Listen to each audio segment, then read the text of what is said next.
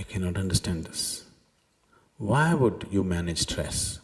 Because you do not know how to manage your own systems. You do not know how to keep your body. You do not know how to manage your mind. You do not know how to manage your emotions or your chemistry or your energies. This is why stress is happening, isn't it? Yes?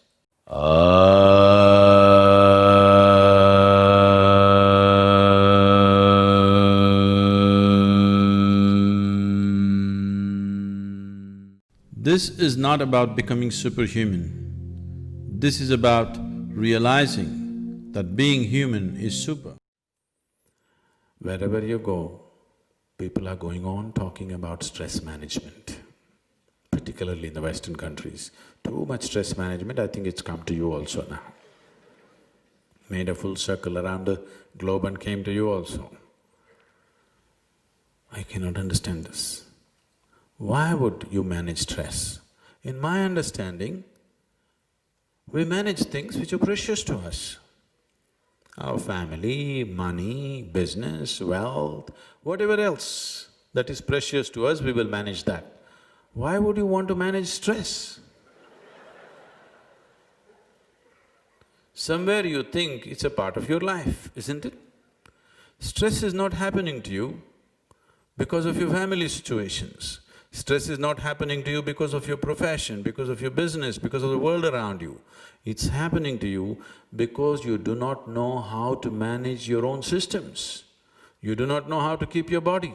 You do not know how to manage your mind. You do not know how to manage your emotions or your chemistry or your energies. This is why stress is happening, isn't it? Yes? What is stressful for one person, another person is breezing through the same situation, isn't it true? So the stress is not in the situation, it is in your inability to manage yourself. Right now you're depending totally upon your five senses to perceive life. These five senses are not reliable. People always told you, seeing is believing, but you know everybody sees what they want to see. Going a little deeper into your vision itself, you know the bird owl, do you have them? The owl? See, just now sun is setting, it's becoming dark for you, but all the owls are saying good morning to each other. It's light for him. Morning when the sun comes up, it's light for you, but it's darkness for him. So if you and an owl sit together and start an argument as to which is light and which is darkness, where would it go? Endless argument, isn't it? I'm asking who is right, you or the owl? Huh? What is that? Both. If you're saying both, either you're working in the diplomatic corps or you have a successful marriage. You have learned to say both to everything. I'm asking which is the truth, which is light, what you see is light or what he sees is light. See, both of us may be wrong, one of us may be wrong, but both of us cannot be right, isn't it? What you see is light or what he sees is light. Now this is an endless argument because nature has opened up your senses as it is necessary for your survival. Nature has opened up his senses as it is necessary for his survival. If survival is all you're seeking, sense perception is good enough. But if you're seeking something more than survival, suddenly it's inadequate. Once you have come here as a human being, then somehow survival is not enough.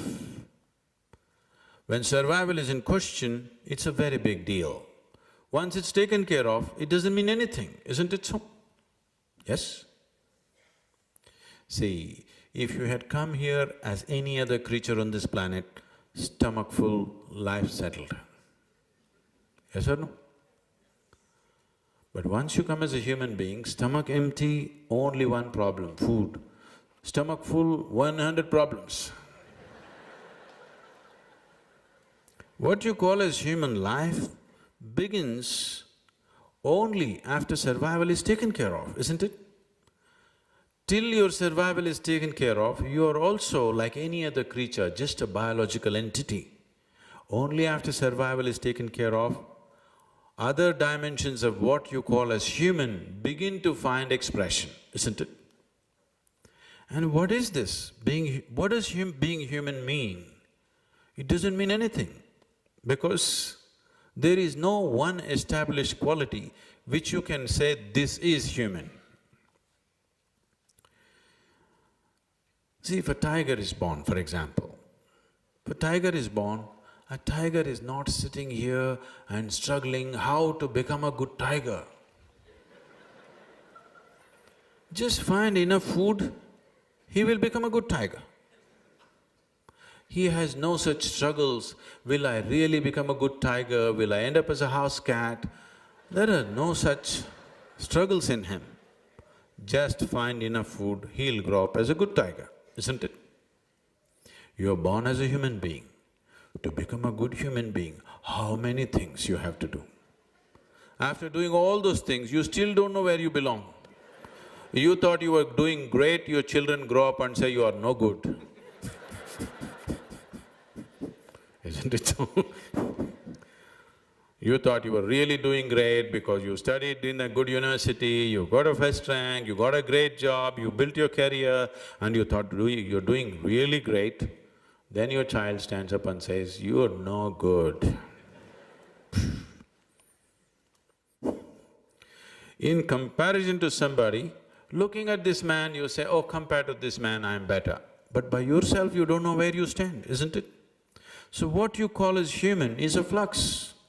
This moment, you can be godlike, next moment you can be brute-like. What is human is not an established entity. It can just go whichever way. So this is the beauty of your life, that this moment you can be whichever way you want to be. Now this freedom is what humanity is struggling with right now. If you're suffering your bondage, it's all right, but you're actually suffering your freedom.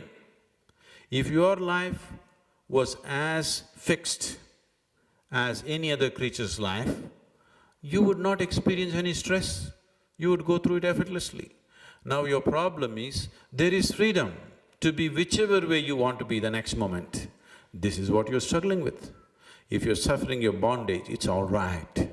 If you're suffering your freedom, that's a tragedy, isn't it? Your life is not a tragedy because this happened or that happened. Your life is a tragedy because everything is happening and you're missing it. Yes? This did not happen, that did not happen, that's not a tragedy. Sun came up in the morning, but you cannot experience it. You're breathing, you cannot experience that. You're alive, you cannot enjoy that. This is a tragedy, isn't it? Yes or no? What happened, what did not happen is not the point. The most significant aspect of your life is that you're alive right now. Is that so? Everything else is secondary and incidental. Is that so? Yes? But you are not aware of your aliveness. You are busy with your psychological nonsense. Your thoughts, your emotions have become… your psychological reality has become far more important than your existential reality. What it means is, you are so enamored with your own petty creation that you're completely missing the grandeur of Creator's creation. That's what it means. But you will go to the temple and